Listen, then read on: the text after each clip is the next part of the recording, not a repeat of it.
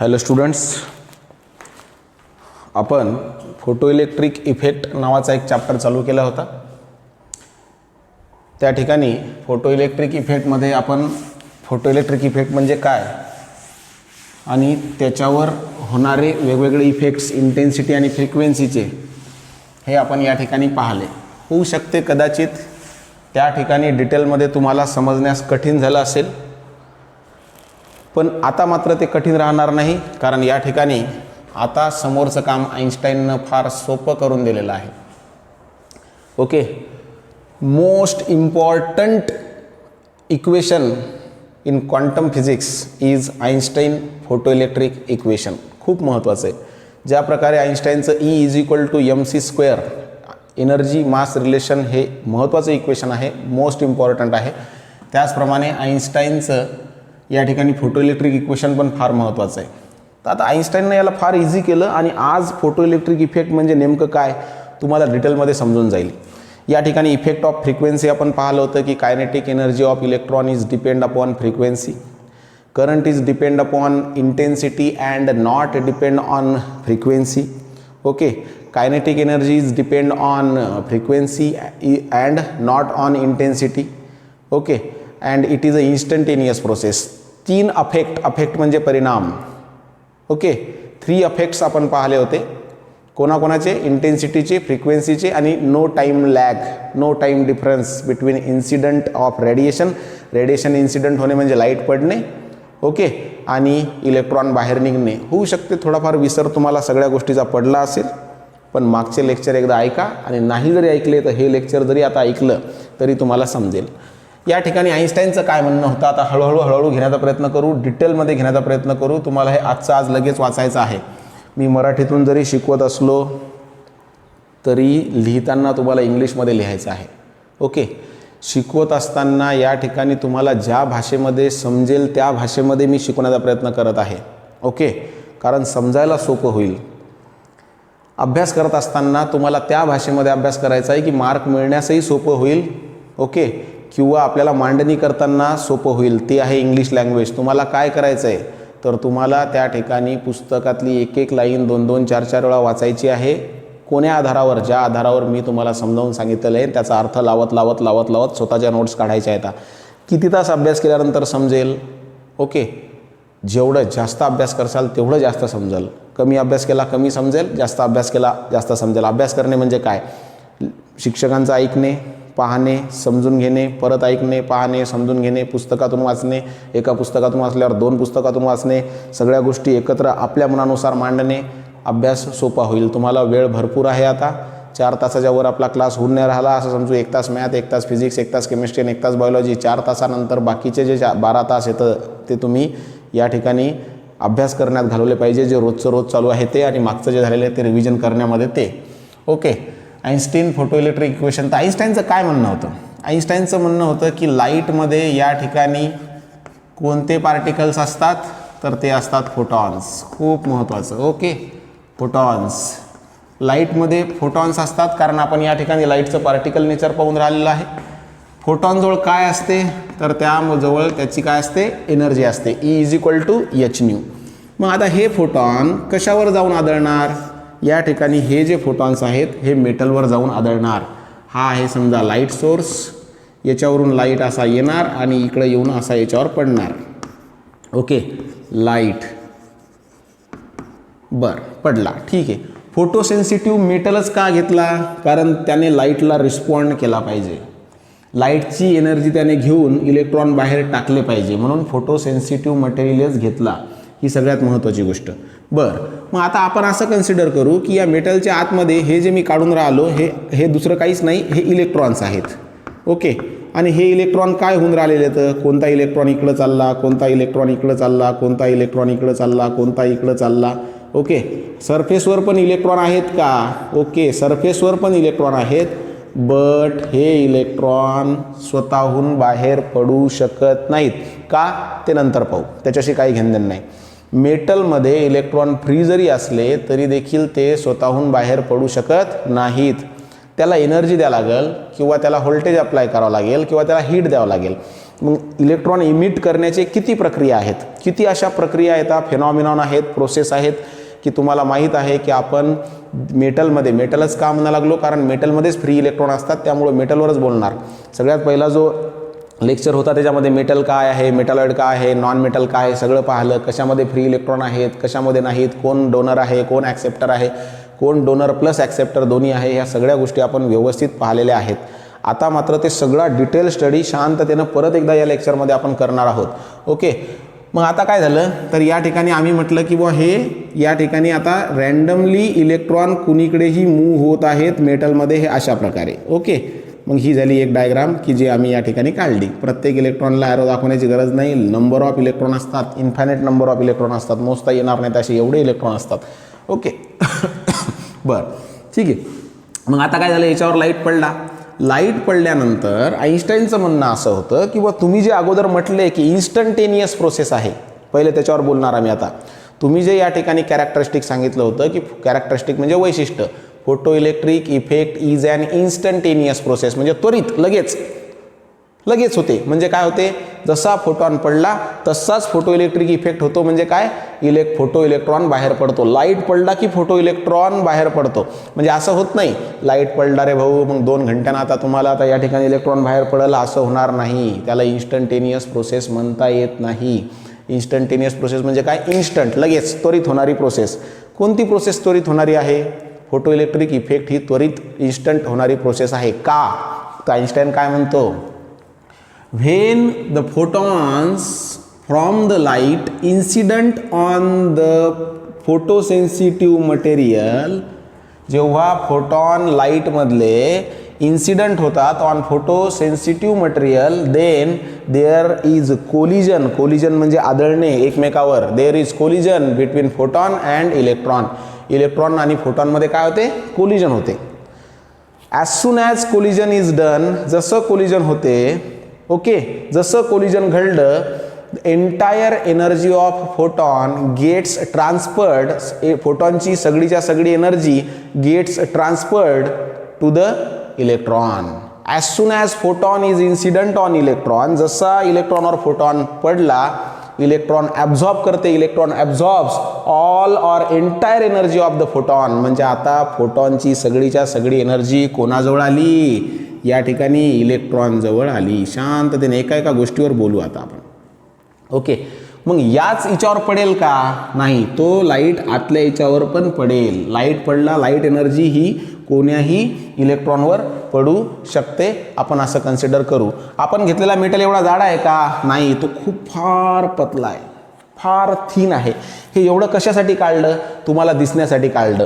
Okay, त्यामुळं surface म्हणजेच metal, आणि मेटल म्हणजे सरफेस, कारण काय एकदम थिन आहे, फार जाडं नाही आहे, एकदम थिन एमिटर प्लेट घेतलेली आहे आपण. त्या दिवशी जी इव्हॅक्युएटेड ग्लास ट्यूबमध्ये प्लेट लावली एमिटर, ती इतकी थिन आहे की जसं काही या ठिकाणी काच, जे आपलं मेनकापड असते, मेनकापडाची पट्टी, बरोबर, मेनकापड जेवढा जाडा असते तेवढाच पॉलिथिन जेवढी जाडी असते तेवढ्याच जाडी पट्टी या ठिकाणी घेतलेली आहे. त्यामुळे ती काही जाडी नाही. तुम्ही असं इमॅजिन करा की या ठिकाणी आपण काय केलेलं आहे, ही आहे आपली ओरिजिनल फोटोसेन्सिटिव्ह प्लेट, याला मॅग्निफाईंग ग्लास लावलेला आहे मोठं दिसण्यासाठी, प्रॉपर दिसण्यासाठी, आणि ही आम्हाला आता अशी दिसून राहिलेली आहे. मग या फोटोसेन्सिटिव्ह मेटलमध्ये काय आहे, सरफेसवर इलेक्ट्रॉन आहेत, आतमध्ये पण इलेक्ट्रॉन आहेत. सगळ्यात पहिले लाईट कशावर पडणार, सरफेसवर पडणार. मग सध्या सरफेसचाच अभ्यास करू. जसा लाईट पडला, फोटॉन आला, इलेक्ट्रॉनवर कोलिजन झालं, एकमेकावर आदळले, फोटॉनची सगळी एनर्जी कोणी घेतली, इलेक्ट्रॉननं. मग आता इलेक्ट्रॉनची एक प्रॉपर्टी, एक वैशिष्ट्य, एक गुणधर्म आहे, त्याचा एक स्वभाव आहे. जसं त्याला एनर्जी भेटणार तसाच तो लोअर स्टेटमधून हायर स्टेटमध्ये आणण्याचा प्रयत्न करणार. तो पळायला लागणार, एका ठिकाणाहून दुसऱ्या ठिकाणी जायला लागणार. इलेक्ट्रॉन अजून कोणीच बघितलेला नाही. का, कारण तुम्ही त्याला बघायला जाणे म्हणजे त्याच्यावर डोळे टाकणे.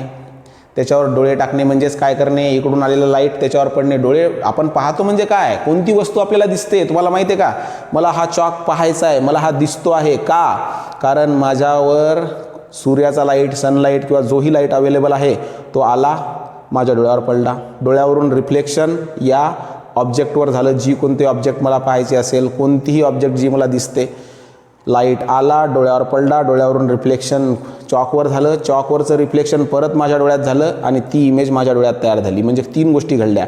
लाईट येणे, इन्सिडंट होणे, इन्सिडंट होऊन रिफ्लेक्ट होणे, याच्यावर पडणे, याच्यावरून रिफ्लेक्ट होऊन माझ्या डोळ्यावर पडणे, एवढी प्रोसेस झाली हे दिसण्यामध्ये. ओके, मग आता कोणती वस्तू मला दिसते म्हणजे माझ्या डोळ्यावर इन्सिडंट झालेला लाईट रिफ्लेक्ट होऊन त्याच्यावर पडतो. लाईट इलेक्ट्रॉनवर पडला, जसा लाईट पडला इलेक्ट्रॉन इकडे जाते. आपण तर इथं पाहा लागलो, जसं आपण इथं पाहिलो लाईट इथं जाणार, इलेक्ट्रॉन इकडे जाणार. त्यामुळे आजपर्यंत इलेक्ट्रॉन कुणीही पाहिलेला नाही, हे समजून घ्या. तरी इलेक्ट्रॉन आहे का? हो, त्याचं एक्झिस्टन्स जे थॉम्सननं 1900 सेंचुरीमध्ये 1895च्या दरम्यान 1895 ते 1900 दरम्यानच सांगितलेलं आहे की इलेक्ट्रॉन आहे. त्यावेळेस जे थॉम्सनचं म्हणणं असं होतं की इलेक्ट्रॉन पार्टिकल नेचरचा आहे. आणि जे थॉम्सनचा मुलगा 1935-40च्या दरम्यान काय सांगतो की इलेक्ट्रॉन हा वेव्ह नेचरचा आहे. म्हणजे त्यातही वेव्ह नेचर आणि पार्टिकल नेचर आहे, ते नंतर पाहू, त्याच्याशी सध्या घेणं नाही. ओके, तर या ठिकाणी वेव्ह पार्टिकल ड्युॲलिटी जी आहे ती फार डेंजरस एक या ठिकाणी काय आहे, एक अशी गोष्ट आहे की त्याच्यावर काम होणं फार गरजेचं आहे. किंवा लाईट नेमका पार्टिकल आहे का नेमका वेव्ह आहे, हे जर तुम्ही सांगितलं अभ्यास करून एकदम प्रॉपरली, तर तुम्हालाही नोबेल प्राईज मिळू शकते. ओके, मग आता आपण काय कन्सिडर केलं की बुवा आम्हाला असं सांगितण्यात आलं की रिफ्लेक्शन म्हणजे वेव्ह, रिफ्रॅक्शन म्हणजे वेव्ह, डिफ्रॅक्शन म्हणजे वेव्ह, पोलरायझेशन म्हणजे वेव्ह. हे वेव्ह, लाईट वेव्ह हे शब्द आले म्हणजे लाईट कोण आहे? वेव्ह आहे. आणि आम्हाला असं सांगण्यात आलं की बुवा photo electric effect, Compton effect जो समोर पाहणार हो, एक्स रे, असे शब्द जर आले लाईटमध्ये, तर याच्यामध्ये लाईट कोणत्या प्रकारचा आहे? पार्टिकल नेचरचा आहे. ओके, मग light as soon as light is incident on photosensitive material, the entire energy of electron, इलेक्ट्रॉनची एंटायर एनर्जी गेट्स ट्रान्सफर होते टू द इलेक्ट्रॉन, इलेक्ट्रॉनवर ट्रान्सफर होते, म्हणजे इलेक्ट्रॉनला जाऊन भेटते. As soon as photon is incident on the electron absorbs all the energy of photon, इलेक्ट्रॉननं photon जवळची एनर्जी घेऊन टाकली. आणि काय झालं, ही जी एनर्जी घेतली किती, h nu, ही एनर्जी त्याने दोन कामासाठी वापरली. कशासाठी? की एनर्जीचा काही भाग त्याने मेटल सरफेसमधून बाहेर येण्यासाठी वापरला, आणि काही पार्ट त्याने कायनेटिक एनर्जीसाठी वापरला. आता हे इक्वेशन फार महत्त्वाचं आहे. तुमच्याकडे एनर्जी किती आहे? h nu. E म्हणजेच काय? h nu. ओके, मग या ठिकाणी त्याने काय केलं, हे φ0 काय आहे ते पाहू. काही पुस्तकामध्ये φ0च्या जागेवर W0 पण वापरल्या जाते. त्याच्यावर मी अजून बोललो नाही, फक्त ऐकून घेणे फार महत्त्वाचं आहे, फार जास्त महत्त्वाचं आहे. h nu is equal to omega W omega नाही प्लस कायनेटिक एनर्जी, किंवा φ0 प्लस कायनेटिक एनर्जी. मग पहिलं कॅरेक्टरिस्टिक संपलं का? हो, काय की इन्स्टंटेनियस प्रोसेस आहे. Why photo electric effect is an instantaneous process, because as soon as photon is incident on the electron absorbs all the energy of photon and emit from the surface. Okay, सरफेसवरून बाहेर पडतो. मग आता सरफेसमधून बाहेर पडण्यासाठीच आम्ही ती energy वापरली का? नाही, आम्ही बाकीची जी उरलेली एनर्जी आहे, सरफेसमधून बाहेर पडण्यासाठी एनर्जी लागलीच, बाकीची जी या ठिकाणी एनर्जी आहे ती कायनेटिक एनर्जीमध्ये वापरली. मग इन्स्टंटेनियस प्रोसेस आहे का समजलं? फोटॉन पडला, इलेक्ट्रॉन एनर्जी घेतली, इलेक्ट्रॉन बाहेर पडला, ही इन्स्टंट प्रोसेस आहे. ओके, जसं की बटन दाबले की लाईट लागते. बटन दाबणे लाईट लागण्यामध्ये वेळ आहे का? नाही. जास्त वेळ लागतो का? नाही. Instantaneous process. याच्यापेक्षा लवकरची प्रोसेस, तुम्ही रेडियमवर लाईट टाका की तो चमकायला लागते, पडला की चमकते. असं होते का? लाईट पडला मग आता चमकू, असं नाही. इन्स्टंटेनियस म्हणजे लगेच घडणारी घटना. कानाखाली जर बसली एखादी तर लगेच लागते ना, का आत्ता मारली 2 घंट्यानं लागते, असं नाही, लगेच. ओके, मग या ठिकाणी हे जनरल उदाहरण होतं. या ठिकाणी आता आईन्स्टाईनचं म्हणणं आहे की बुवा ही एनर्जी कशाची आहे? फोटॉनची. किती आहे? E is equal to h nu. कशी आहे, काय आहे, त्या दिवशी आम्ही पाहिलं. ओके, मग आता याचं फोटॉनजवळ इतकी एनर्जी आहे ती कशासाठी वापरल्या जाते? 2 कामासाठी. समजा आमच्याकडे 100 रुपये आहेत, समजा एक फोटॉन आहे, त्याच्याकडे किती रुपये आहेत? 100. एनर्जी म्हणजे 100. तर या ठिकाणी होते काय? लाईट पडला, जशी हे फोटॉन याच्यावर पडला, आता या इलेक्ट्रॉनजवळ ते एनर्जी येऊन गेली, कारण या ठिकाणी फोटॉन याच्याजवळ पडला म्हणजे इन्सिडेंट झाला, आणि या इलेक्ट्रॉननं काय केलं? ॲब्झॉर्ब केलं. ओके, ही एनर्जी काय केली? ॲब्झॉर्ब केली. ॲब्झॉर्ब केल्यानंतर या ठिकाणी काय झालं, आता एनर्जी जशी या ठिकाणी ॲब्झॉर्ब केली, बरोबर आहे, तशीच सगळेच्या सगळे 100 रुपये जे फोटॉनजवळ होते ते कोणाजवळ आले, इलेक्ट्रॉनजवळ आले, बरोबर आहे. मग इलेक्ट्रॉनजवळ आले तर इलेक्ट्रॉन काय म्हणते, बाबा रे मी हे 100 रुपये 2 कामासाठी वापरणार, शुद्ध जनरल रोजचं एक्झाम्पल, हे 100 रुपये मी 2 कामासाठी वापरणार. कशासाठी, एक तर या ठिकाणी मला याच्यापासून बाहेर पडायचं, याच्यापासून बाहेर पडण्यासाठी मी किती एनर्जी वापरणार, फक्त 10. किती एनर्जी वापरणार, फक्त 10, बरोबर आहे. मग बाकीची एनर्जी कशासाठी वापरणार, तर मी पळणार, कायनेटिक एनर्जी कोणाकडे पळणार, कलेक्टरकडे पळणार. इकडं जो कलेक्टर होता, ओके, त्याच्याकडे पळणार. आपण त्या दिवशी पाहिलं होतं, हे आहे कलेक्टर, मग पॉझिटिव्ह टर्मिनलला जोडला, ओके. हा आहे तुमचा या ठिकाणी एमिटर, तो कशाला जोडला, निगेटिव्ह टर्मिनलला जोडला. हे कशामध्ये ठेवलं, सगळं ग्लास ट्यूबमध्ये. हे आपण त्या दिवशी पाहिलेलं आहे. अगोदरचं लेक्चर शांततेने पहा, तुम्हाला समजलं तर तुम्हाला 10-10, 20-20 वेळा वाचावं लागेल, त्याशिवाय जमणार नाही, बरोबर आहे. आता काय झालं, बरं ठीक आहे, मग शांततेने लक्षात घ्या. एकच फोटॉन पडला, एकच, त्याच्याजवळ एनर्जी होती 100, 100च्या 100 एनर्जी इलेक्ट्रॉनवर आली आणि इलेक्ट्रॉन लगेच बाहेर आला, म्हणून इन्स्टंटेनियस प्रोसेस. आता समजून घ्या की या ठिकाणी त्याने काय केलं, उरलेली 10 एवढी जी एनर्जी आहे, पहिले 10 एनर्जी ती कशासाठी वापरली, बाहेर येण्यासाठी, आणि बाकीची जी 90 एनर्जी आहे ती कशासाठी वापरली, कायनेटिक. मग आता काय झालं तर समजून घ्या, हे याच्याशी काही घेणं नाही राहिलं आता आपल्याला, बरोबर आहे. ही जी बाहेर पडण्याची जी एनर्जी वापरली याला काय म्हणणार, याला म्हणणार आम्ही वर्क फंक्शन. बाहेर पडण्यासाठी जी एनर्जी वापरली त्याला काय म्हणणार, वर्क फंक्शन. म्हणजे काय, वर्क फंक्शन काही पुस्तकामध्ये φ0 डिनोट केलेलं आहे, काही पुस्तकामध्ये W0 डिनोट केलेलं आहे. तुम्ही काही डिनोट करू शकता, फक्त नोट करा. Work function is denoted by alpha, work function is denoted by beta, note करा. Work function is denoted by A, work function is denoted by W0, काहीही करू शकता, ओके. मग हे वर्क फंक्शन म्हणजे याची डेफिनेशन काय आहे, मग आता द मिनिमम, कमीत कमी अमाऊंट ऑफ एनर्जी रिक्वायर्ड पाहिजे टू इजेक्ट बाहेर काढण्यासाठी the electron from metal surface is called as work function. It is denoted by, आपण W0 न डिनोट करू, it is denoted by W0. φ0 आलं तर सर चुकीचे आहेत का, नाही, किंवा तुम्ही चुकीचे आहे का, नाही, पुस्तक चुकीचं आहे का, नाही. It's SI unit is joule. का, कारण ती एनर्जीच आहे. वर्क फंक्शन काय आहे, एनर्जी रिक्वायर्ड पाहिजे, कशासाठी, टू इजेक्ट द इलेक्ट्रॉन, कुठून, फ्रॉम द मेटल सरफेस. त्याला आम्ही काय म्हणणार, वर्क फंक्शन. मग फोटॉनला एनर्जी किती भेटली, ई, म्हणजेच किती भेटली, h-nu. ही h-nu एनर्जी त्याने कशासाठी वापरली, जसं की पहा 100 रुपये भेटले, हां, कशासाठी वापरले रे बा, 50 रुपये गेले नाश्त्याला, 50 रुपये गेले पिक्चरला, मग 50 नाश्ता 50 पिक्चर, किती झाले 100. दोन्ही काय येतं, एकच येतं, आहे का नाही. मग त्याचप्रमाणे आता आईन्स्टाईनचं म्हणणं काय आहे की काही एनर्जी बाहेर निघण्यात वापरली, त्याला काय म्हणलं, वर्क फंक्शन. उरलेली कशासाठी वापरणार, कायनेटिक एनर्जीसाठी वापरणार. उरलेली कशासाठी वापरणार, कायनेटिक एनर्जीसाठी वापरणार. सिंपल कन्सेप्ट आहे. मग आता या ठिकाणी अजून एक नवीन प्रश्न तयार होतो की बाबा रे, सरफेसवरचे जे इलेक्ट्रॉन आहेत त्याच्यावर सगळ्यात पहिले फोटॉन आदळणार, आणि तो बाहेर असल्यामुळं किंवा सरफेसला लागून असल्यामुळं बाहेर लवकर निघणार. म्हणजे बाहेर निघण्यासाठी तो एनर्जी काय घेणार, कमी घेणार. म्हणजे सरफेसवर जेही इलेक्ट्रॉन आहेत त्यांचं सरफेस वर्क फंक्शन काय आहे, कमी. ते कमी एनर्जी घेणार बाहेर निघण्यासाठी, त्यामुळे त्यांची कायनेटिक एनर्जी काय राहणार, जास्त.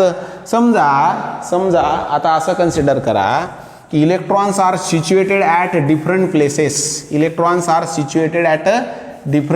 प्लेसेस, बरोबर आहे. मग पहा आता,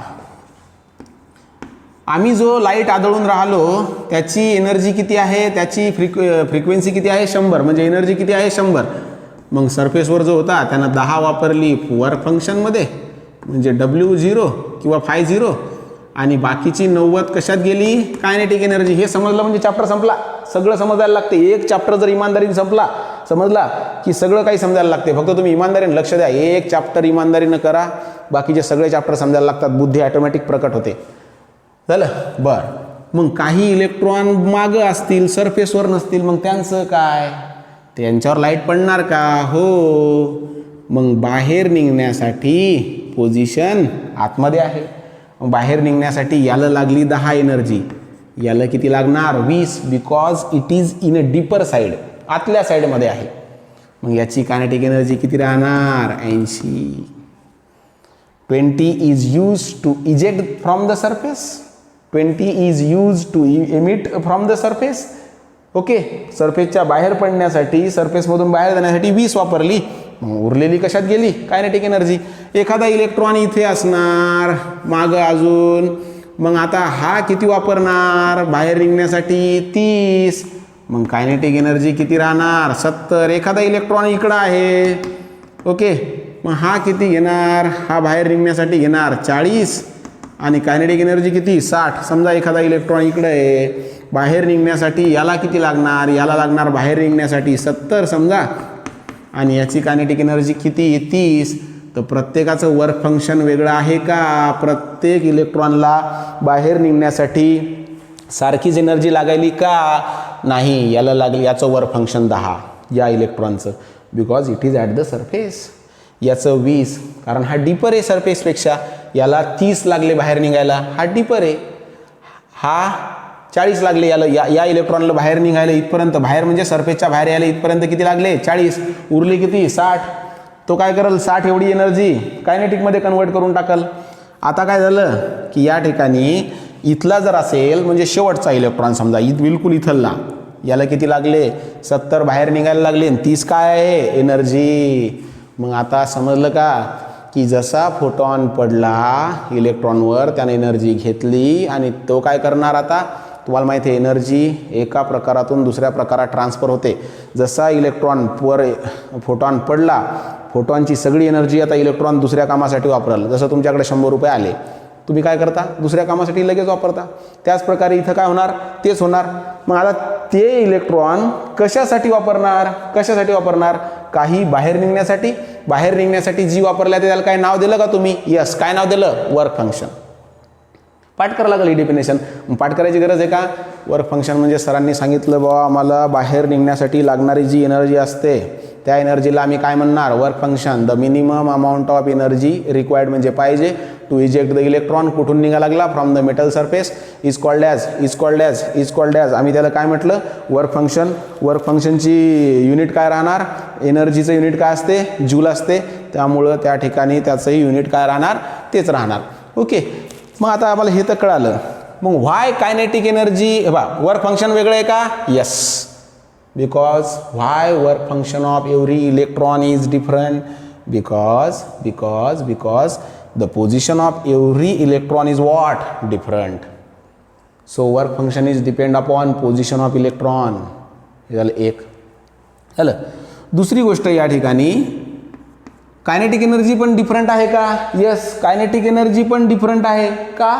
कारण इलेक्ट्रॉनची पोझिशन वेगवेगळी आहे, त्यामुळं तो बाहेर निघण्यासाठी घेणारी जी एनर्जी आहे ती पण काय आहे, वेगवेगळी आहे. मग उरलेली एनर्जी जी कायनेटिक आहे ती पण वेगळी आहे. ओके, मग why kinetic energy is different, because the position of every electron is what, different. Position वेगवेगळ्या इलेक्ट्रॉनची काय आहे, डिफरंट आहे. त्यामुळे काय होणार की जो लाईट पडणार त्यानुसार बाहेर येण्यासाठी लागणारी एनर्जी वेगळी असू शकते आणि त्यामुळं कायनेटिक एनर्जी पण वेगळी असू शकते, असं त्याचं म्हणणं होतं. बरं, ठीक आहे. मग आता हे इक्वेशन तुम्ही कसं काढलं, तर आमचं म्हणणं होतं की तुम्ही काय दिलं, एनर्जी. बरोबर आहे. ती कशासाठी वापरली, दोन कामासाठी. वर्क फंक्शन म्हणजे काय, बाहेर निघण्यासाठी, आणि उरलेली कशासाठी, कायनेटिक एनर्जी म्हणजे पळण्यासाठी. कुणीकडे पळायचं, त्याला पळायचं आहे इमिटर टू कलेक्टर. त्याला इमिटरकडून कुठं जायचं, कलेक्टरकडे जायचं. म्हणजेच त्याला ॲनोडकडून कुठं जायचं, कॅथोडकडे जायचं, आहे का नाही. मग आता या ठिकाणी आपण ते सगळं पाहिलं. हे झालं या ठिकाणी W0 म्हणा किंवा हे म्हणा. आता याला अजून वेगळ्या प्रकारात लिहू शकतो का? यस. मग आमचं या ठिकाणी काय काय क्लिअर झालं आता, काय झालं आता, क्लिअर काय काय झालं आता या ठिकाणी आमचं हे क्लिअर झालेलं आहे की इन्स्टंटेनियस प्रोसेस काय, कारण इलेक्ट्रॉन आणि फोटॉनमध्ये कोलिजन होणार, फोटॉनची एनर्जी इलेक्ट्रॉनकडे जाणार, इलेक्ट्रॉन एनर्जी घेतली की लगेच इजेक्ट होणार, बाहेर जाणार, त्यामुळे इन्स्टंटेनियस प्रोसेस आहे.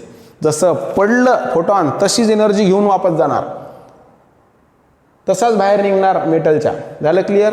ओके. नंतर काय होणार तर ती एनर्जी किती कामासाठी वापरल्या जाणार? 2. वर्क फंक्शन म्हणजे सरफेस, मेटल सरफेसच्या बाहेर पडण्यासाठी, मेटलमधून बाहेर पडण्यासाठी. ओके. आणि बाकीची कशासाठी? कायनेटिक. मग प्रत्येकाचं वर्क फंक्शन सारखं आहे का? नाही, वेगवेगळं आहे. का? कारण प्रत्येकाची जी या ठिकाणी आपलं हे आहे काय म्हणतात त्याला, प्रत्येकाची जी पोझिशन आहे इलेक्ट्रॉनची ती वेगवेगळी आहे. सरफेसवरच्या इलेक्ट्रॉनला कमी एनर्जी लागेल बाहेर निघण्यासाठी, आतल्या इलेक्ट्रॉनला जास्त लागेल, अजून आतल्या इलेक्ट्रॉनला बाहेर निघण्यासाठी जास्त लागेल, अजून आतल्याला निघण्यासाठी काय लागेल? जास्त एनर्जी लागेल. समजून घ्या. समजा या ठिकाणी आपल्याकडे पाणी काढायचं आहे आपल्याला, मग आम्हाला पाणी काढायचं तर ही विहीर आहे, समजून घ्या एक्झाम्पल. ही विहीर आहे, समजून सांगण्याचा प्रयत्न करतो, लक्ष दिलं तर समजेल. इथपर्यंत पाणी आहे, हे इथपर्यंत. इथून तुम्ही पाणी काढा लागले, ए पोझिशनचं पाणी, बी पोझिशनचं पाणी, सी पोझिशनचं पाणी, डी पोझिशनचं पाणी, ई पोझिशनचं पाणी. ओके. मग या ठिकाणी तुम्हाला सगळ्यात पहिलं कोणत्या पोझिशनचं पाणी काढणं सोपं जाईल? इथं बकेट पडली, इथं भरली, वर ओढली, लवकर निघेल. कमी एनर्जीमध्ये हे लवकर पाणी बाहेर निघेल. बीचं इथं 10 रुपये खर्च झाले, समजा 10 एवढी एनर्जी खर्च झाली. इथं किती एनर्जी खर्च होणार? 20. इथं किती? 30. इथं किती? 40. इथं किती? 50. साहजिक आहे की पाणी बाहेर काढण्यासाठी पण वेगवेगळी एनर्जी काय लागली? खर्च व्हावं लागली. का? कारण पाणी कुठं वर आहे, कुठं खाली आहे, कुठं अजून खाली आहे, कुठं अजून खाली आहे, म्हणजे जेवढं जास्त डीप जाणार तेवढी एनर्जी काय लागणार? जास्त लागणार. सिंपल आहे. पावसाळ्यात पाणी लवकर निघणार कारण वर असते, कमी एनर्जीमध्ये निघणार, बरोबर आहे. आणि तेच जर त्या ठिकाणी तुम्ही उन्हाळ्यात गेले तर पाणी काय असते? खोल असते, मग जास्त एनर्जी लागते, माणूस थकून जाते. सिंपल. त्याच प्रकारे या ठिकाणी आहे. मग आता काय झालं? Why frequency is different of every electron? Because the position of every electron is different. Okay. Work function of every electron is what? That's why since position of every electron is different, work function of the every electron is different. Position different असल्यामुळे work function different आहे. Work function म्हणजे काय? बाहेर निघण्यासाठी लागणारी energy is different, and that's why kinetic energy is also what? Different. Most important. मग आता काय झालं की तुम्ही काय दिलं? Energy is equal to h nu एवढी एनर्जी दिली. ही त्यानं कशासाठी वापरली? तर 2 कामासाठी वापरली. पहिलं कोणतं काम? वर्क फंक्शन बाहेर निघणे. दुसरं कोणतं काम? पळणे. ओके. ई किती दिला होता? H new. हा आता मला सांगा, इलेक्ट्रॉन ज्या फ्रिक्वेन्सीवर बाहेर निघतो त्याला आम्ही कोणती फ्रिक्वेन्सी म्हटलं होतं? Threshold frequency. त्यामुळं ओमेगा 0ची जी व्हॅल्यू राहील ती काय राहील? H nu 0. ओमेगा 0 काय आहे? एनर्जी. एनर्जी म्हणजेच एच न्यू. मग तुम्ही इथं एच न्यू 0 का लिहिलं? कारण ओमेगा 0 कोणती एनर्जी आहे? जी इलेक्ट्रॉनला काय करते? जस्ट इजेक्ट करते. मग ज्या फ्रिक्वेन्सीवर इलेक्ट्रॉन जस्ट इजेक्ट होतो त्याला आम्ही कोणती फ्रिक्वेन्सी म्हटलं होतं? Threshold frequency. बरोबर आहे. मग जर आम्ही एचला थ्रेशोल्ड फ्रिक्वेन्सीनं मल्टिप्लाय केलं तर आम्हाला काय भेटेल? Work function. म्हणजे अशी फ्रिक्वेन्सी की ज्याच्यावर जस्ट इलेक्ट्रॉन बाहेर पडतो, अशी एनर्जी की ज्यात जस्ट इलेक्ट्रॉन बाहेर पडतो. म्हणजे आम्हाला आता नवीन फॉर्म्युला माहीत झाला एक की वर्क फंक्शन म्हणजे काय? अशी एनर्जी की जी इलेक्ट्रॉनला इजेक्ट करते, जस्ट बाहेर काढते. कायनेटिक एनर्जीशी घेणं नाही आम्हाला, बरोबर आहे. जस्ट बाहेर काढते. मग त्या लेक्चरमध्ये आम्ही काय पाहिलं होतं अगोदरच्या की कोण्या फ्रिक्वेन्सीवर इलेक्ट्रॉन मेटलच्या बाहेर पडतात? थ्रेशोल्ड फ्रिक्वेन्सीवर. मग थ्रेशोल्ड फ्रिक्वेन्सी आणि एचचा गुणाकार म्हणजेच काय? Work function. Okay. Plus plus kinetic एनर्जीचा फॉर्म्युला पण आपल्याकडे आहे, आपण तो बघूच. Kinetic energy. ओके. आता मी काय करण्याचा प्रयत्न केला की कायनेटिक एनर्जी इथंच ठेवली. एच न्यू मायनस हे प्लस एच न्यू 0 इकडं आणलं, हे झालं minus H nu 0. This is what? Kinetic energy. Kinetic energy is equal to लिहिलं मी H nu minus H nu 0. हे इकडं लिहिलं, हे इकडं लिहिलं, चालते. मॅथ्समध्ये A is equal to B असेल तर B is equal to A लिहिता येते. ओके. दोघांची पोझिशन अल्टरनेट करा, साईन चेंज करायचं काम नाही. झालं. मग kinetic energy is equal to आम्ही असं पण लिहू शकतो एच न्यू मायनस न्यू 0. मग याच्यावरून एच कॉन्स्टंट आहे. Kinetic energy is directly proportional to what, nu minus nu zero. म्हणजे kinetic energy is depend upon what, frequency. हे काय फ्रिक्वेन्सीज आहे ना, इथं कुठे इंटेन्सिटी आहे का, नंबर ऑफ फोटॉन्स कुठं आले का, नाही. ओके, मग kinetic energy is depend upon what, frequency. Okay, हे सगळ्यात महत्त्वाचं. मग आता या ठिकाणी आम्हाला जो फॉर्म्युला भेटला हा हा हा याच्यावर लक्ष द्या. Kinetic energy is equal to h nu minus nu zero. Kinetic energy is directly proportional to nu minus nu zero. पहा आता कसं, न्यू म्हणजे टोटल फ्रिक्वेन्सी होती समजा 100, मग कायनेटिक एनर्जी 100 राहिली का. तुम्ही 100चा फोटॉन टाकला होता ना आता, 100 हा 100चा फोटॉन टाकला होता. हे काय म्हणते, बोंबलते, जोरजोराने सांगते. हे काय सांगते, kinetic energy is directly proportional to nu minus nu zero असं लिहिलं त्यानं. Kinetic energy is directly proportional to nu लिहिलं का आईन्स्टाईननं, नाही. का नाही सांगतो. 100चा पलडा, 100 एवढी कायनेटिक एनर्जी होती का, नाही ना, 90 होती. 100चा पलडा, 100 एवढी कायनेटिक एनर्जी होती का, 80 झाली. 100चा फोटॉन पलडा, 100 एवढी कायनेटिक एनर्जी आहे का, नाही. कोण्या तरी इलेक्ट्रॉनची कायनेटिक एनर्जी 100 आहे का, नाही. मग 100पेक्षा कमी आहे. किती कमी आहे, 100पेक्षा 10 कमी, 100पेक्षा 20 कमी, 100पेक्षा 30 कमी, आहे का नाही. म्हणजे ह्या ठिकाणी kinetic energy is directly proportional to nu minus nu zero. Nu zero म्हणजे काय, इलेक्ट्रॉन बाहेर पडण्यासाठी जेवढी फ्रिक्वेन्सी निघून गेली, बरोबर आहे, ती सोडून बाकी जी उरली. इलेक्ट्रॉन बाहेर पडण्यासाठी किती निघून गेली, 10, बाकी जी उरली 90, त्याला या ठिकाणी डायरेक्टली प्रोपोर्शनल आहे. कोण, कायनेटिक एनर्जी. म्हणजेच kinetic energy is directly proportional to what, frequency minus threshold frequency. Frequency किती, 100 मायनस थ्रेशोल्ड फ्रिक्वेन्सी म्हणजे वर्क फंक्शन काढून टाका. 100मधून 10 गेले 90, 100मधून 20 गेले 80, 100मधून 30 गेले 70, 100मधून 40 गेले 60, 100मधून 70 गेले 30. Kinetic energy is depend upon what, frequency and not on intensity. मग पहिलं काय पाहिलं की it is a instantaneous process. Why सांगितलं आपण ते. दुसरं, kinetic energy is depend upon frequency and not on intensity, हे पण पाहिलं. अजून फ्रिक्वेन्सीवर बोलू आता. ओके, हे जर तुम्ही इक्वेशन पाहिलं, ओके, तर या ठिकाणी आता बघा केस 1 हे इक्वेशन जे काढलं, कसं आलं काय आलं तुम्हाला सगळं माहिती आहे. एवढी एनर्जी दिली ती, हे ओरिजिनल इक्वेशन. ती एनर्जी दोन कामासाठी उपयोगात आणली, वर्क फंक्शन आणि कायनेटिक एनर्जी. ई किती आहे, H new. Work function H nu 0 लिहिलं का, कारण वर्क फंक्शन म्हणजे ती एनर्जी ज्याच्यावर इलेक्ट्रॉन जस्ट बाहेर निघते. इलेक्ट्रॉन कोण्या फ्रिक्वेन्सीवर बाहेर निघते, न्यू 0वर. म्हणून त्या एनर्जीच्या फॉर्म्युल्यामध्ये काय एनर्जी म्हणजे एच न्यू, एच येणारच त्याच्यात. मग कोण्या फ्रिक्वेन्सीवर बाहेर निघते, न्यू 0वर. म्हणून या ठिकाणी W0चा फॉर्म्युला काय झाला, एच न्यू 0. एच न्यू 0 म्हणजे काय, वर्क फंक्शन. म्हणजेच काय, इलेक्ट्रॉन जस्ट बाहेर आला, बाकी घेणं नाही. नंतर प्लस काय, कायनेटिक एनर्जी. कायनेटिक एनर्जी इथंच ठेवली, प्लस इकडं आणलं, एच न्यू जसा तसा, प्लस इकडं आणला, मायनस झाला. मग kinetic energy is equal to h nu minus H nu 0. H common आहे, न्यू मायनस न्यू 0. म्हणजे कॉन्स्टंट जर फेकून दिला बाजूला, तर या ठिकाणी kinetic energy directly depend upon what, directly proportional to what, frequency. Subtraction of frequency, difference of frequency. Okay, and not on intensity. मग आता आम्ही हे इक्वेशन परत घेतलं, हे याच्यावर काम करणार. केस 1 पाहत. कायनेटिक एनर्जी केस 1, इफ आता पहा, इफ न्यू म्हणजे frequency is greater than nu 0. Condition 1 आम्ही त्या दिवशी सांगितलं होतं, when light of suitable frequency is incident on photosensitive material. Suitable frequency शब्द वापरला होता त्या दिवशी, जी फोटो इलेक्ट्रिक इफेक्टची डेफिनेशन लिहिली होती.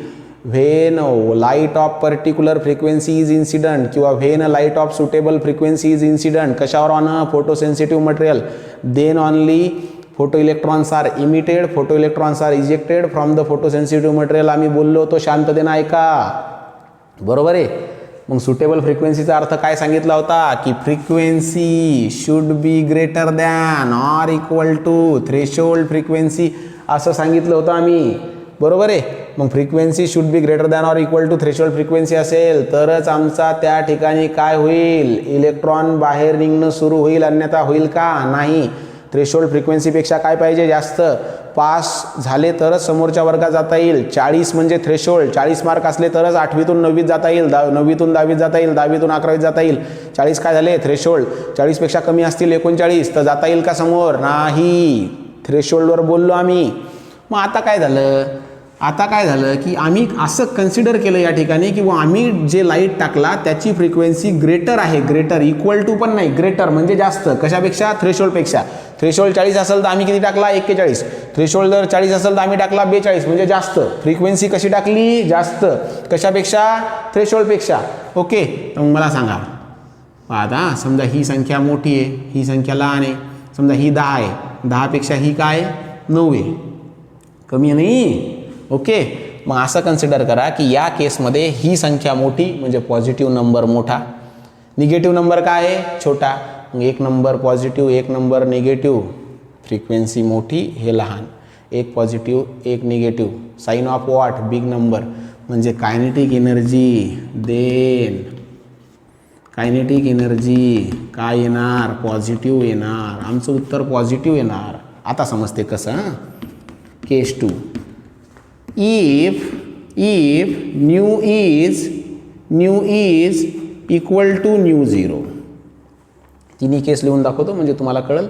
If nu is equal to nu 0, समजा nu is equal to nu 0 आहे, म्हणजे न्यू आणि न्यू 0 सारखंच आहे. मग समजा हे 10 आहे हे पण 10 आहे, 10 मधून 10 गेले 0 0 0, न्यू इक्वल टू न्यू 0 दोन्ही सारखे आहेत. Same minus same 0, 5 minus 5 0, 10 minus 10 0, new minus nu 0 0, because what, they are same. आम्ही असं धरलं की बुवा आम्ही जो लाईट टाकला तर थ्रेशोल्ड फ्रिक्वेन्सी आणि ती फ्रिक्वेन्सी काय आहे, सेम आहे. बरं, मग आता हे जर 10 वजा 10 0 0 इंटू एच 0, कायनेटिक एनर्जी काय राहील 0. इफ देन या इक्वेशनमध्ये कायनेटिक एनर्जी काय राहील 0. तिसरी केस सगळ्यात महत्त्वाची, केस 3. इफ न्यू म्हणजे फ्रिक्वेन्सी लाईटची टाकलेली लेस आहे, कमी आहे, हे जे असते ना हे ज्याच्याकडं तो कमी, हे ज्याच्याकडं पार्ट तो मोठा. New is less than nu 0 म्हणजे आता काय झालं की हा लहान आहे आणि हा मोठा आहे, म्हणजे हा मोठा झाला म्हणजे निगेटिव्ह नंबर मोठा झाला. निगेटिव्ह नंबर मोठा झाला म्हणजे समजा 10 मायनस 11, हा छोटा हा मोठा, मग येणार उत्तर काय येईल -1. म्हणजे येणार उत्तर काय येईल निगेटिव्ह.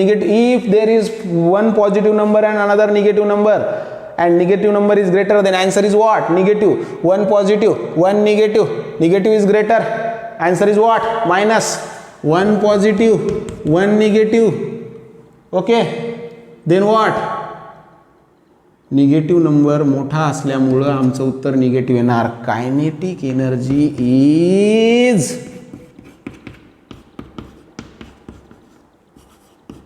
निगेटिव्ह. कायनेटिक एनर्जी जर पॉझिटिव्ह आहे तर याचा अर्थ काय झाला की इलेक्ट्रॉन बाहेर आला,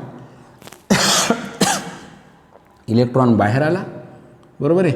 आणि या ठिकाणी काय झालं, त्याला कायनेटिक एनर्जी पण भेटली, म्हणजे photo electric emission takes place, म्हणजे फोटो इलेक्ट्रिक एमिशन झालं, फोटो इलेक्ट्रिक एमिशन घडून आलं.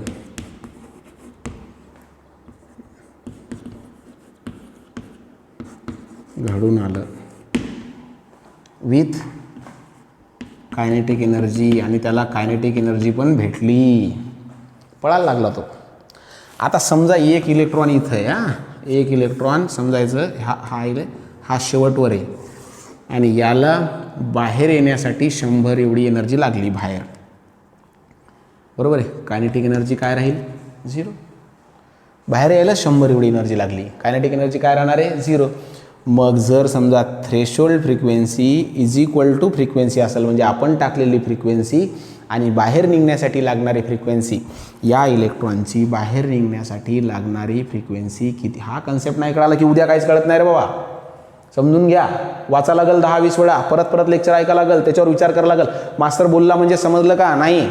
ऐकावं लागेल, वाचावं लागेल, विचार करावा लागेल, तेव्हा तुम्ही समोर जासाल आणि तेव्हा समजणार नाही. हे शास्त्रज्ञ लोकांना शोधून काढायला 15-15, 20-20 वर्ष लागले. ओके. मग आता काय झालं, या ठिकाणी काय सांगण्याचा प्रयत्न करायलो की बाबा रे, इथं इलेक्ट्रॉन फक्त बाहेर येऊन उभाच राहिला. कारण याला बाहेर येण्यासाठी किती एनर्जी लागते? 100. म्हणजे याची थ्रेशोल्ड किती आहे? 100. म्हणजे याचं वर्क फंक्शन किती आहे? 100. त्यामुळे त्याला कायनेटिक एनर्जी भेटेल का? नाही बाबा, माझं वर्क फंक्शनच 100 आहे. सिंपल कन्सेप्ट आहे. ओके. अजून एक समजा आपल्याला एखाद्या गावाला हॉकी खेळायला जायचं, फुटबॉल खेळायला जायचं, क्रिकेट खेळायला जायचं समजा. ओके. एक गाव आहे समजा या ठिकाणी औरंगाबाद, या गावाला जायचं. एका जणाचं गाव ए पोझिशनवर आहे, एका जणाचं गाव बी पोझिशनवर आहे, एका जणाचं गाव सी पोझिशनवर आहे, एका जणाचं गाव डी पोझिशनवर आहे. मास्तरनं 100 रुपये दिले. बाबा या रे, इथं पोहोचा औरंगाबादला क्रिकेट खेळायला. ओके. मग हा म्हणते मला इथं यायला 25 रुपये लागतात, बाकीचे 75 रुपये मस्त एन्जॉय करणार, खाणार पिणार, काय जे असेल ते. खुश झाला, लय खुश झाला. ओके. हा म्हणते मला इथं यायला 50 रुपये लागणार, बाकीचे 50च उरले याला. हा म्हणते इथं यायला मला 75 रुपये लागणार, याला जवळ 25च उरले. हा म्हणते काय करू बाबा, पोचायला 100 लागले, त्यामुळं मला काही नाश्ता करायला किंवा फालतूचे खर्च करायला पैसे उरलेले नाहीत. मग आता ह्याचं वर्क फंक्शन किती आहे? वर्क फंक्शन म्हणजे कामावर येण्यासाठी 25 रुपये लागले, वर्क फंक्शन म्हणजे कामापर्यंत पोहोचण्यासाठी 50 रुपये लागले, वर्क फंक्शन म्हणजे कामापर्यंत पोहोचण्यासाठी 75 लागले, वर्क फंक्शन म्हणजे कामापर्यंत पोहोचण्यासाठी 100 रुपये लागले. मग दिले किती होते? म्हणजे दिले म्हणजे फ्रिक्वेन्सी, दिले किती होते? 100. आणि त्याची बाहेर निघण्यासाठी पण किती लागले? 100. म्हणजे फ्रिक्वेन्सी इज इक्वल टू काय आहे? Threshold frequency. असं जर कंडिशन असेल, ओके, तर या ठिकाणी कायनेटिक एनर्जी 0 राहील. ओके. पण तो बाहेर येईल का? यस, बाहेर येईल. कायनेटिक 0. फोटो इलेक्ट्रिक एमिशन, बाहेर निघणे जस्ट स्टार्टेड, सुरुवातच झाली. With 0 kinetic energy. त्याची कायनेटिक एनर्जी काय राहील? 0 राहील. सिंपल. आता कायनेटिक एनर्जी निगेटिव्ह आहे समजा. कायनेटिक एनर्जी काय? निगेटिव्ह आहे. म्हणजे याचं म्हणणं काय? म्हणजे याचं म्हणणं आहे की new is less than what? New 0. दिलेली जी एनर्जी आहे, दिलेली फ्रिक्वेन्सी आहे, टाकलेला जो फोटॉन आहे, त्याचा जो लाईट आहे, त्याची जी एनर्जी आहे ती कमी आहे. कशापेक्षा? थ्रेशोल्डपेक्षा. परत उदाहरण सांगू. एक पोरगा आता इथे राहतो ई या पोझिशनवर, अजून मागं. मास्तरनं किती दिले? 100. याला इथं पोचायला किती लागतात? 125 आहेत का? नाही. मग तो काय म्हणाल, सर मी इथं पोचूच शकत नाही ना हो, तुमच्या जागेवर 100 रुपयात इथपर्यंत आलो मी, या एच्या गावालोक आलो सर. आता अजून मला 25 द्या, कमी पोचल, नाही तर पोचल का? नाही. म्हणजे इलेक्ट्रॉन मेटलच्या आत आहे का तिथं पोचला? सरफेसवर किंवा सरफेसच्या बाहेर पोचला का? नाही. तो कुठं आहे? आतच आहे. म्हणजे फोटो इलेक्ट्रिक एमिशन सुरू झालं का? नाही. कारण त्याला भेटलेली जी एनर्जी आहे, त्याला भेटलेली फ्रिक्वेन्सी आहे ती काय पडली? कमी. कशासाठी कमी पडली? To eject from the surface. सरफेसमधून बाहेर पडण्यासाठी त्याला एनर्जी काय भेटली? कमी भेटली. आणि म्हणजेच कायनेटिक एनर्जी काय आहे? निगेटिव्ह आहे. मग अशा वेळेस तो बाहेर येऊ शकला का? नाही. म्हणजे photo electric emission is not possible. बोलला तो. कोण बोलला? आईन्स्टाईन. काय? की बाबा रे, जसं ॲब्झॉर्ब केलं तसंच बाहेर जाते इलेक्ट्रॉन. जसा फोटॉन पडला, कोलिजन झालं इलेक्ट्रॉन आणि फोटॉनमध्ये, कोण बाहेर गेलं? इलेक्ट्रॉन बाहेर गेला. का? कारण त्यानं काय ॲब्झॉर्ब केली? एनर्जी ॲब्झॉर्ब केली आणि लगेच तो कुठे गेला? बाहेर. म्हणजे इन्स्टंटेनियस प्रोसेस. दुसरी गोष्ट, kinetic energy positive, kinetic energy 0, kinetic energy negative. कोण ठरवा लागलं? फ्रिक्वेन्सी. कोण ठरवा लागलं? फ्रिक्वेन्सी. कोण ठरवा लागलं? फ्रिक्वेन्सी. म्हणजे kinetic energy is depend upon what? Frequency and not what? Intensity. बोललो, इन्स्टंटेनियस प्रोसेसवर बोललो आणि फ्रिक्वेन्सीवरही बोललो. मग फ्रिक्वेन्सीचा ग्राफ त्या दिवशी जो काढला तो बरोबर होता का? त्याच्यापेक्षाही परफेक्ट ग्राफ असा येऊ शकतो, त्याच्यापेक्षाही परफेक्ट ग्राफ. आणि पेपरात हाच काढायचा, फ्रिक्वेन्सी करंट. ओके, हा फ्रिक्वेन्सी 0 होती, करंट नाही. फ्रिक्वेन्सी वाढली, करंट नाही, करंट नाही, करंट नाही, ग्राफच नाही. इथं जसं आलो, या फ्रिक्वेन्सीवर जसा आलो त्याला आम्ही म्हणलं थ्रेशोल्ड फ्रिक्वेन्सी. इथं एनर्जी किती राहणार? Threshold energy. त्याला काय म्हणणार? Work function. ओके, जसं आलो तसं तसं तसं तसं तसं तसं तसं तसं या ठिकाणी असा करंट वाढायला. मग आता काय केलं? अजून वाढवली, करंट वाढला, अजून वाढवली, करंट वाढला, अजून फ्रिक्वेन्सी वाढवली, करंट वाढला. पण आता काय झालं? आता मात्र फ्रिक्वेन्सी इकडे इकडे चालली, पण करंट वर चालला का? नाही. तो असाच राहा लागला, असाच याच कंडिशनला राहा लागला. तो वर चालला का? नाही. का? कारण करंट फ्रिक्वेन्सीवर डिपेंड नाही. त्या दिवशीपेक्षा उलटा ग्राफ काढायचा. ओके, त्या दिवशीचा ग्राफ जो आम्ही असा काढला होता त्याच्यापेक्षा परफेक्ट ग्राफ आता हा. ओके, मग आता या ठिकाणी काय झालं पाहता. समजा हा ग्राफ तुम्हाला आता मी हे ग्राफ काढला. This is the graph of frequency X ॲक्सिसवर, करंट वाय ॲक्सिसवर. कसं कसं कसं why current is not depend upon frequency. आता पाहू. पहा, 1 2 3 4 5 6 7 8. 1 2 3 4 5 6 7. ओके, मी काय केलं? ही फ्रिक्वेन्सी आणि हा इकडं काय? करंट. पाहता, मी 1 एवढी फ्रिक्वेन्सी दिली, करंट काय आहे? 0. कारण मी वाय ॲक्सिसकडे ग्राफ वाढवू शकलो का? नाही. 2 एवढी फ्रिक्वेन्सी दिली, करंट काय आहे? 0. 3 फ्रिक्वेन्सी दिली समजा की करंट वाढला. ओके, म्हणजे कोण वाढला? Y axis. 4 एवढी फ्रिक्वेन्सी दिली, 4, करंट वाढला का? समजा करंट वाढला का? हो, वाढला. पाहता, जेव्हा समजा या ठिकाणी 3 दिली, 3 दिली, तेव्हा करंट किती होता? 1.5. 4 दिली, 4, करंट किती होता? 3. 5 दिली, 5, करंट किती होता? समजा 3 पॉइंट समथिंग किंवा 4.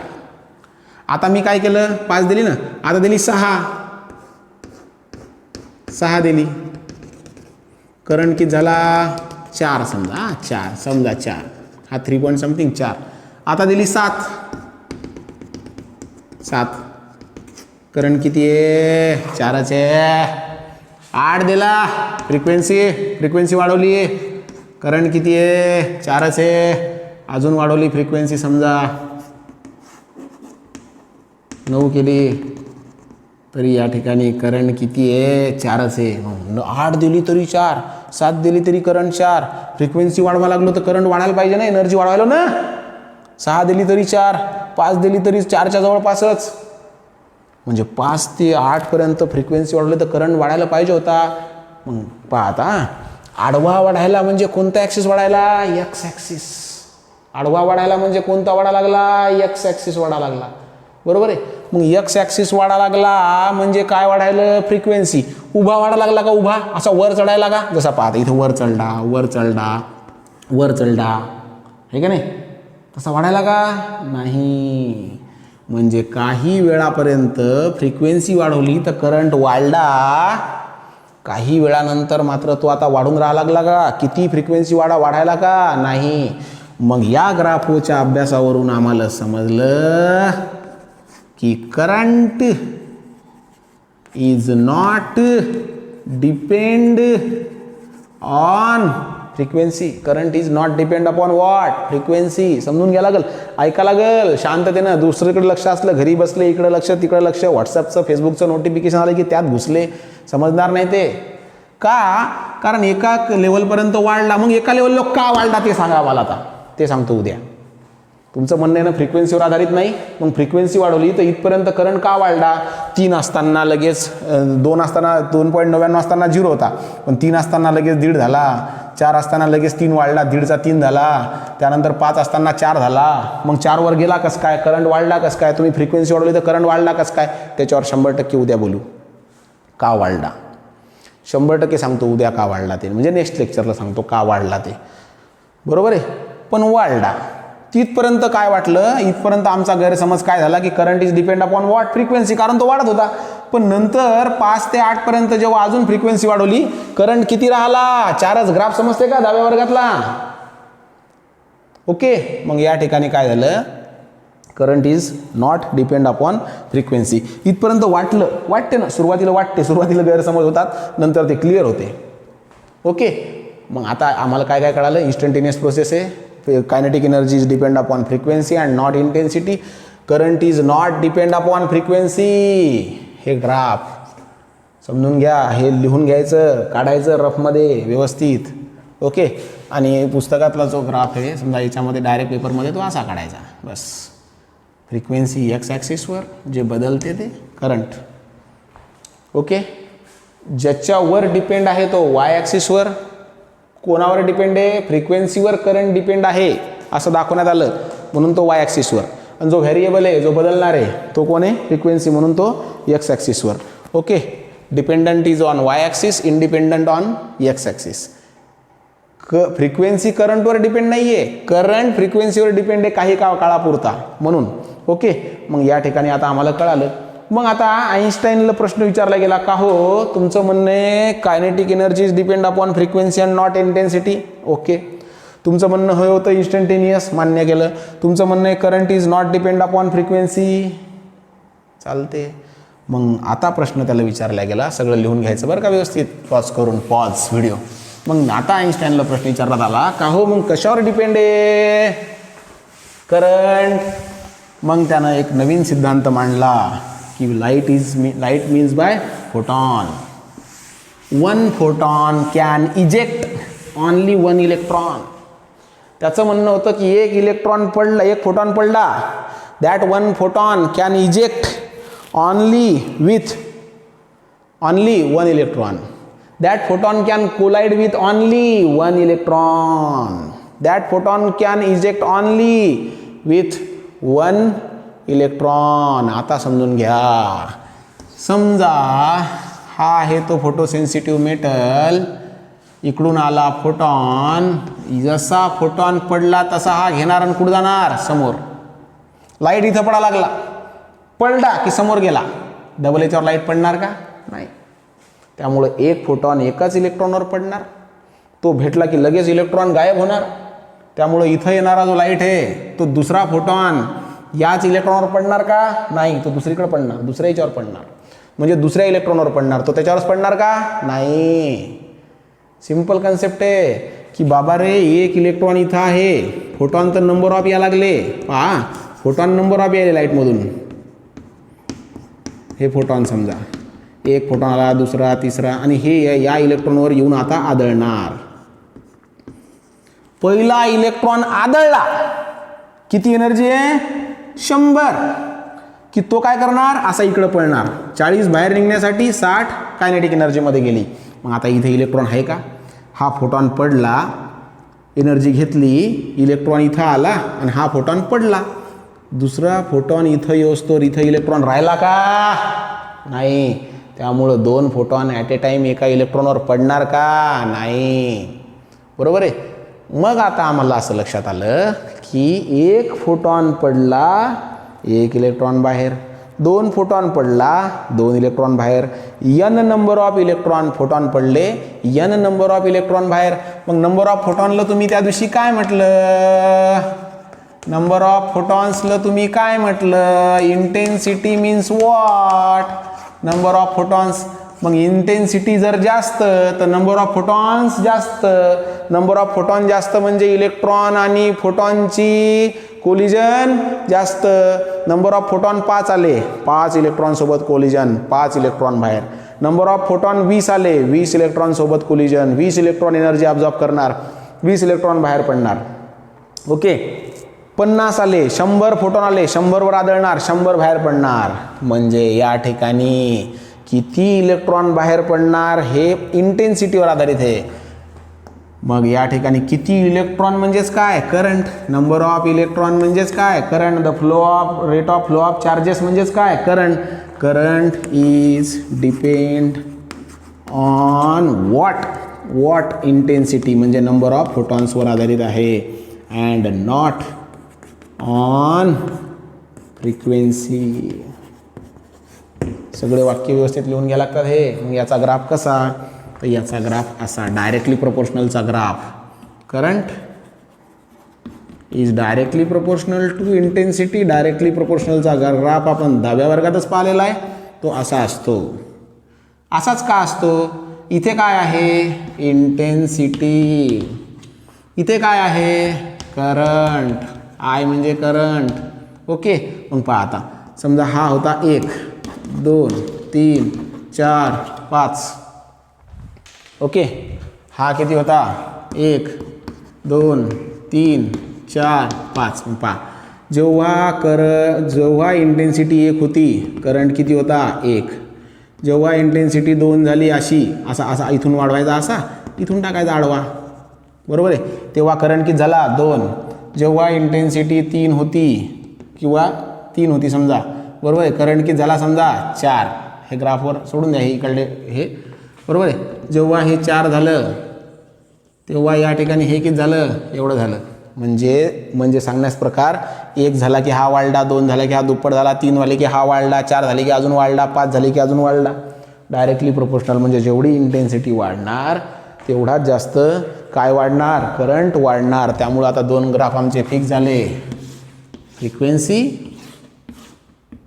इंटेन्सिटी. इकडं इंटेन्सिटी, इकडं फ्रिक्वेन्सी, इकडं करंट. ओके. अशा प्रकारे आईन्स्टाईननं आम्हाला सगळं सोपं करून दाखवलं. सगळं काही आम्हाला त्यानं सोपं करून दाखवलेलं आहे. ओके. त्यामुळं आता तुम्हाला शांततेने लक्षात घ्यायला लागणार की काय चालू आहे, काय शिकलो, काय नाही. परत याच्यावर थोड्याफार प्रमाणात उद्या अजून बोलण्याचा प्रयत्न करू, कारण आम्ही फ्रिक्वेन्सी पाहिलं, इंटेन्सिटी पाहिलं, तर इन्स्टंटेनियस पाहिलं. ओके. वेगवेगळी कायनेटिक एनर्जी का आहे तेही पाहिलं, कारण प्रत्येक इलेक्ट्रॉनची सिच्युएशन, त्याची पोझिशन काय आहे, वेगवेगळी आहे. त्यामुळे त्याला बाहेर यायला वेगळी एनर्जी लागणार आणि त्याला कायनेटिक एनर्जी पण वेगळी भेटणार. हे पण आपण शांततेनं सगळ्या गोष्टी व्यवस्थित पाहिलेल्या आहेत. आता पाहणार आम्ही आता उद्या इफेक्ट ऑफ पोटेन्शियल, म्हणजे व्होल्टेजचा इफेक्ट. व्होल्टेज जर आम्ही कमी जास्त केलं, कम्युटेटरनं आम्ही पॉझिटिव्ह टर्मिनल निगेटिव्ह केलं, निगेटिव्ह टर्मिनल पॉझिटिव्ह केलं, म्हणजे लो पोटेन्शियल हाय केलं, हाय पोटेन्शियल लो केलं, तर पोटेन्शियलचा काही इफेक्ट होते का, हो. म्हणून तो फ्रिक्वेन्सीमध्ये करंट दिसला. हा जो वाढलेला दिसला नंतर असा दिसला ग्राफ, त्याचं कारण पोटेन्शियल. ते आपण आता नेक्स्ट लेक्चरमध्ये पाहू. तुम्ही जर हे समजून नाही घेतलं, तुम्हाला ते समजणार नाही. शांततेनं समजून घ्या, पॉज करून व्हिडिओ लिहून घ्या आणि व्यवस्थित अभ्यास करा, अन्यथा काहीच खरं नाही.